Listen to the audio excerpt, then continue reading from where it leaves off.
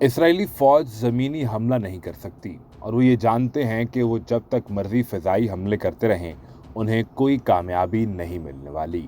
ایسے میں اسرائیلی فوج نے دھمکی دی تو اس دھمکی کا جواب بھی حماس کی جانب سے اسرائیلی فوج کو ترکی بہ ترکی دے دیا گیا ہے۔ اسرائیلی فوج نے دھمکی دی تھی کہ جنگ کے بعد غزہ کی نوعیت ہی بدلی جا چکی ہوگی۔ اس دھمکی کا جواب دیتے ہوئے حماس نے کہا کہ خون ریز جھڑپیں اب بھی جاری ہیں۔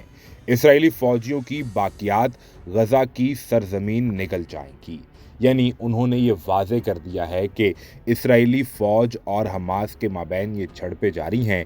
اسرائیلی فوج فضائی حملے تو کر رہی ہے لیکن زمینی حملہ کرنے کی پہلی کوشش کی تو القسام بریگیڈ نے جو جواب دیا، اب دوبارہ یہ کوشش کریں گے تو پھر ان کی باقیات ہی غزہ کی زمین پر نظر آئیں گی۔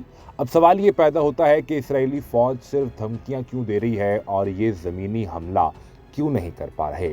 اپنے فوجی ٹینک، آرٹلری، گاڑیاں اور بارودی سامان کو لے جا کر غزہ کی پٹی پر تو اسرائیلی فوج نے اکٹھا کر لیا ہے، لیکن اس سے آگے بڑھنے کی پہلی کوشش کی تو ان کو اندازہ نہیں تھا کہ القسام بریگیڈ کتنی تیاری کے ساتھ سامنے کھڑی ہے، جس کے باعث انہیں اپنا ساز و سامان چھوڑ کر بھاگنا پڑا۔ ایک طرف تو اسرائیلی فوجیوں کے ذہن پر حماس کا خوف طاری ہو چکا ہے، وہ اس خوف سے ہی باہر نہیں نکل پا رہے۔ دوسری جانب وہ یہ نہیں جانتے کہ حماس کے پاس ملٹری پاور کتنی ہے، اسلحہ بارود کتنا ہے، کس قسم کا ہے اور کہاں کہاں موجود ہے۔ یہی وجہ ہے کہ فضائی حملوں کے ذریعے میزائل پھینک کر غزہ کے معصومین پر حملے کیے جا رہے ہیں، انہیں شہید کیا جا رہا ہے، لیکن وہ اپنے اصل ٹارگٹ کو ہٹ نہیں کر پا رہے، اور وہ اس وقت تک نہیں کر پائیں گے جب تک زمینی حملہ نہیں کریں گے۔ لہٰذا انہوں نے حماس کو دھمکیاں دے کر ڈرانے کی اسٹریٹجی پر عمل کرنے کا فیصلہ کیا ہے۔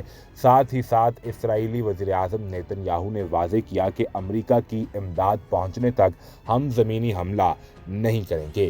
امریکی فورسز آئیں گی تو ان کے ساتھ مل کر زمینی حملہ کیا جائے گا، یعنی یہ خود ہی بتلا دیا کہ امریکی فورسز کے بغیر تو ہم ایک قدم آگے نہیں بڑھا سکتے، ورنہ ہمیں جتنی مار پڑی ہے ہمارے فوجی اب دبک کر بیٹھ گئے ہیں۔